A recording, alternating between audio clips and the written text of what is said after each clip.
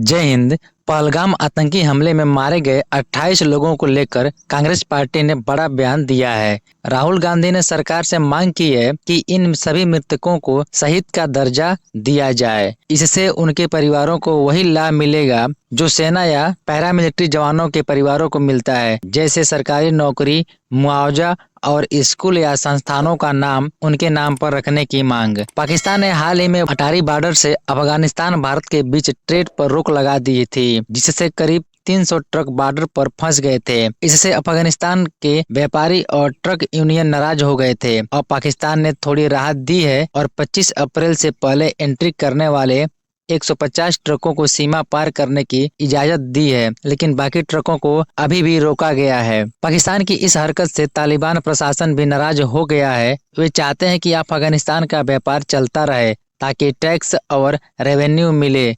इसलिए भारत और तालिबान के बीच उच्च स्तरीय मीटिंग्स हो रही हैं। पहलगाम हमले को लेकर साइप्रस ने भारत का साथ देने का ऐलान किया है। साइप्रस के विदेश मंत्री ने भारत को कॉल कर हमले की निंदा की और कहा कि वे इस मसले को यूरोपियन यूनियन के 28 देशों के सामने उठाएंगे। इससे भारत को अंतर्राष्ट्रीय मंच पर आतंकवाद के खिलाफ समर्थन मिलेगा और पाकिस्तान को एक्सपोज करने का मौका भी मिलेगा। भारत का स्वदेशी तेजस फाइटर जेट और पाकिस्तान के F-16 से बेहतर प्रदर्शन कर रहा है। तेजस की अवेलेबिलिटी रेट यानी किसी भी वक्त मिशन के लिए तैयार रहने की दर 75% है। वही पाकिस्तान के F-16 जेट्स की उपलब्धता सिर्फ 50 से 60% के बीच है। तेजस न केवल आधुनिक है बल्कि मेंटेनेंस में भी ज्यादा आसान है। भारत के पास अब राफेल जैसे आधुनिक जेट्स फाइटर भी हैं, जिनकी रेडीनेस रेट तेजस जितनी ही है, यानी 75%। इसका मतलब है कि जरूरत पड़ने पर भारत की एयर फोर्स के ज्यादातर फाइटर जेट्स तुरंत ऑपरेशन के लिए उपलब्ध रहेंगे। पाकिस्तान के पुराने F-16 जेट्स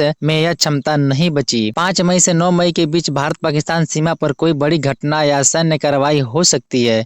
इसकी आशंका इसलिए भी जताई जा रही है क्योंकि पीएम मोदी और राष्ट्रपति द्रौपदी मुर्मू दोनों ने इन तारीखों में अपने कार्यक्रम रद्द कर दिए हैं। पीएम मोदी को 7 या 8 मई को रूस जाना था और राष्ट्रपति हिमाचल यात्रा पर थे। दोनों का दौरा अचानक से रद्द होना कुछ संकेत दे रहा है। भारत सरकार ने एक बड़ा कदम उठाते हुए पाकिस्तान के कई कलाकारों, सिंगर्स और टीवी चैनलों के सोशल मीडिया अकाउंट्स और यूट्यूब चैनल्स को भारत में बैन कर दिया है। इसलिए पाकिस्तान की ड्रामा इंडस्ट्री को बड़ा नुकसान होगा। अब ये कलाकार भारतीय दर्शकों से VPN के जरिए कनेक्ट होने की अपील कर रहे हैं। भारत सरकार की तरफ से ये बैन इसलिए लगाया गया ताकि पाकिस्तान को आर्थिक नुकसान हो और भारत के लोगों का पैसा वहां ना जाए। अब सवाल यह है कि आम जनता क्या इन VPN ट्रिक्स के जरिए पाकिस्तानी कंटेंट देखेगी? यह हमारे देश की सुरक्षा और आत्मसम्मान से जुड़ा विषय है। हमारा चैनल इंडियन अफेयर्स स्टडी किसी राजनीतिक पार्टी या एजेंडा से प्रेरित नहीं है। हमारा मिशन है देश की डिफेंस, फॉरेन पॉलिसी और जियो पॉलिटिक्स की बड़ी खबरों को सरल भाषा में आपके सामने लाना। हम हर अपडेट्स, फैक्ट्स और डाटा के आधार पर लाते हैं ताकि